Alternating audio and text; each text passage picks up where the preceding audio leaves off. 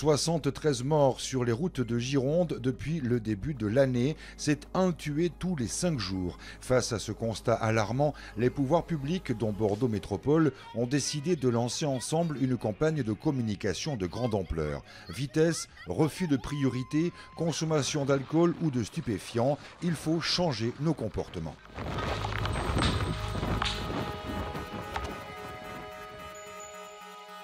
Message choc donc, mais aussi prévention au quotidien, comme ici au collège l'Estonac à Carignan de Bordeaux. La sécurité routière a installé une voiture tonneau que peuvent tester les jeunes. Objectif, expliquer l'importance du port de la ceinture de sécurité. Mais attention, le petit clic ne suffit pas toujours. Tu bloques ta ceinture. Maintenant qu'elle est bloquée, ta ceinture, elle ne sert à rien parce qu'elle est trop ample. Donc il va falloir que tu ouvres ton blouson complètement. On va ensuite passer le blouson par-dessus la ceinture de sécurité, des deux côtés.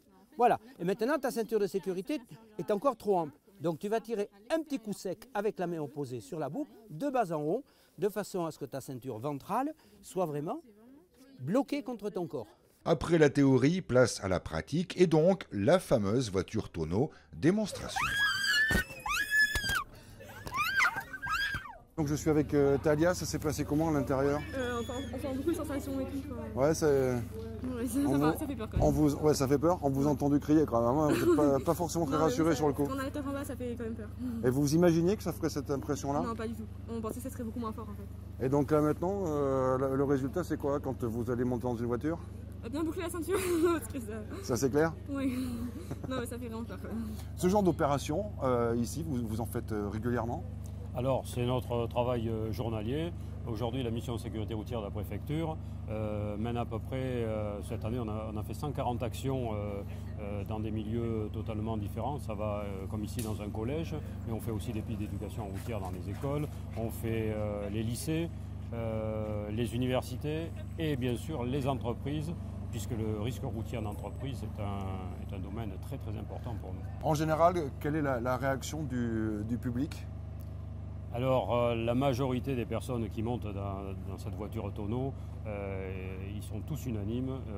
Ils ne portaient pas bien la ceinture de sécurité avant de monter dans la voiture tonneau et de voir les effets produits quand on tourne, hein, en cas de tonneau sur la route, malheureusement, les risques que l'on prend si la ceinture de sécurité est mal positionnée. Bordeaux Métropole a également lancé l'opération Angle Mort, là aussi régulièrement sollicitée par les établissements scolaires, les entreprises ou encore les municipalités. Il s'agit cette fois de démontrer aux cyclistes les dangers de ces fameux angles morts, cet espace situé autour d'un véhicule qui n'est pas visible pour le conducteur, d'où des risques d'accident accrus. Changement radical de décor à présent, vous le voyez, nous sommes juste à côté de la rocade, à proximité du pont d'Aquitaine, pour parler cette fois de la sécurité routière, mais sur le terrain. Et c'est vous, Jean-Luc Mérat, à l'ADIR, qui vous en occupez. L'ADIR Atlantique, c'est quoi? Alors, l'ADIR Atlantique fait partie du réseau routier national géré par les services de l'État. Et donc, nous gérons ici une partie de la rocade de Bordeaux. Le centre d'entretien de Lormont s'occupe en particulier, avec une notion de service public, de l'entretien du réseau et des interventions d'urgence. Pour ça, nous avons des équipes qui sont présentes sur le terrain 7 jours sur 7 et 24 heures sur 24. Il y en a beaucoup d'interventions de ce genre-là sur des accidents? Beaucoup d'interventions sur accident, oui, on peut les compter à entre 1500 et 2000 interventions par an de ce type, oui. Alors à certaines périodes, comme en ce moment où on rentre dans l'hiver, les périodes pluvieuses, bon, les accidents sont un petit peu plus nombreux, mais aussi il y a quand même des pertes de vigilance, je pense, de temps en temps. Je suis maintenant avec le responsable d'Astreinte Sécurité. Quels sont les types d'accidents que l'on voit le plus sur les routes dont vous vous occupez? Alors sur la rocade, la majorité des accidents, ce sont des accrochages.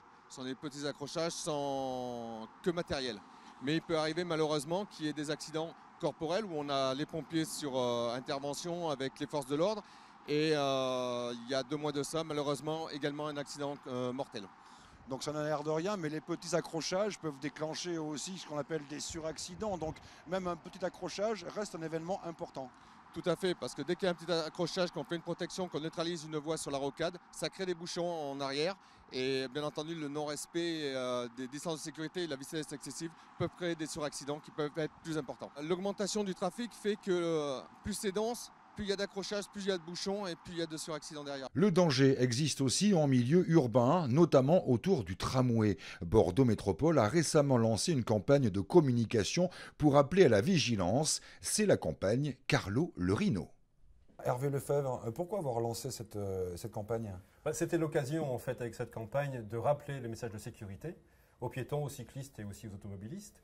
En fait, l'image qu'on a reprise, d'ailleurs d'une campagne qui a été lancée à Melbourne, dans un réseau Keolis qui s'appelle Yarra Trams, figure que le tram, ça équivaut à 40 rhinocéros en mouvement. Donc personne n'aurait l'idée de se mettre devant ce troupeau en mouvement. Donc voilà, l'image qu'on a prise, c'est un tram égale 40 rhinocéros. On constate que le tramway étant tellement silencieux, tellement intégré dans la ville, que son environnement, les piétons tout autour ne font moins attention, ne font plus attention. Quels sont les comportements que vous souhaiteriez changer justement avec cette campagne ? Alors pour les piétons, c'est d'éviter que les personnes se déplacent avec des casques sur les oreilles, parce qu'ils n'entendent pas en fait le tram arriver, même quand notre conducteur envoie des coups de gong ou de klaxon. Pour les vélos, c'est d'éviter que les vélos empruntent la piste du tramway, parce que ce n'est pas une piste cyclable et qu'il n'y a pas de place entre deux tramways pour un cycliste. Il y a plus en plus en fait de monde dans la métropole, notamment sur les axes où le tram circule, et on doit en permanence rappeler des messages de vigilance. Nous avons connu des accidents importants au début de l'année, il ne faut pas que ça continue, il faut vraiment que l'ensemble des piétons et des habitants de la métropole prennent conscience des dangers représentés par le déplacement du tram. Eh bien voilà, Carlo le Rhino est là pour vous rappeler qu'un tramway pèse donc l'équivalent de 40 rhinocéros. Vous l'avez compris, mieux vaut ne pas s'y frotter.